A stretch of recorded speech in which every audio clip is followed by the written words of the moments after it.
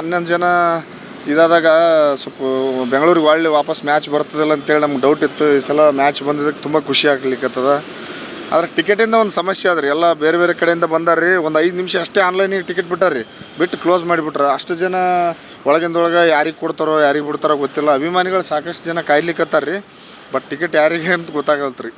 ಈ ಸಲ ಕ್ರೇಜ್ ಇದೆ, ಯಾಕಂದ್ರೆ ಕಳೆದ ಬಾರಿ ಕಪ್ ಗೆದ್ದಿರಿ. ಹ್ಞೂ ರೀ, ಗೆಲ್ಲುತ್ತಾರೆ. ಟೀಮ್ ಭಾರಿ ಸ್ಟ್ರಾಂಗ್ ಆದ್ರಿ. RCB ನಾವು ಪಕ್ಕಾ ಅಭಿಮಾನಿಗಳು. ಪ್ರತಿ ವರ್ಷನೂ 1 ಅಥವಾ 2 ಮ್ಯಾಚ್ ಬೆಂಗಳೂರಲ್ಲಿ ನೋಡ್ತೀವಿ. ಈ ಸಲ ಆಸೆ ಇಟ್ಟು ಬಂದೀವಿ ಸರ್. ನಮ್ಮ ಫ್ರೆಂಡ್ ಟಿಕೆಟ್ ಕೊಡ್ತಂದನ ಏನಾಗುತ್ತೋ ಗೊತ್ತಿಲ್ಲ ಸರ್.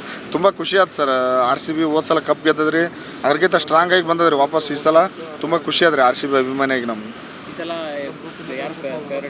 ನಮ್ಗೆ ಆಲ್ವೇಸ್ ಎಲ್ಲ ಇಡೀ ಇಂಡಿಯಾಕ್ಕೆ ಫೇವ್ರೇಟ್ ರೀ ವಿರಾಟ್ ಕೊಹ್ಲಿ ರೀ.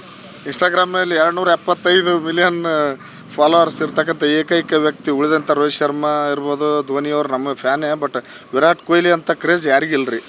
IPL ಅಂತ ಬಂದ್ರೆ, ಇಂಡಿಯಾ ಕ್ರಿಕೆಟ್ ಅಂತ ಬಂದರೆ ಒಂಥರ ಕಿಂಗ್ ಆಫ್ ವಿರಾಟ್ ಕೊಹ್ಲಿ. ಕಳೆದ ಬಾರಿ ಒಂದು ದುರಂತ ಆಗೋಯ್ತು, ಯಾಕಂದ್ರೆ ಹೌದೌದು ರೀ. ಅಭಿಮಾನಿಗಳಿಗೆ ಏನು ಹೇಳ್ತಾರೆ ನೀವು ಒಬ್ಬ ಅಭಿಮಾನಿಯಾಗಿ? ನಾವು RCB ಅಭಿಮಾನಿಗಳಿಗೆ ಹೇಳೋದು ಇಷ್ಟೇ ರೀ, ದಯವಿಟ್ಟು ನಿಮ್ಮ ಹತ್ರ ಟಿಕೆಟ್ ಇದ್ದರೆ ಮಾತ್ರ ಗ್ರೌಂಡ್ ಹತ್ರ ಬರ್ರಿ. ಸುಮ್ಮನೆ ಗದ್ದಲ ಮಾಡ್ಕೊಂಡು ನೋಡೋಕೆ ಅಂತೇಳಿ ಬಂದು ಕೇಳಿದ ಗಲಾಟೆ ಮಾಡ್ಕೊಂಡು ಕಾಲು ತುಳಿತಕ್ಕೆ ಮತ್ತೆ ಇನ್ನೊಂದು ಏನಾಗಿ RCBಗೆ ದಯವಿಟ್ಟು ಕೆಟ್ಟ ಹೆಸರು ತರಬೇಡ್ರಿ ಅಂತ ಈ ಮೂಲಕ ಕೇಳ್ಕೊತೀನಿ ರೀ ಸರ್.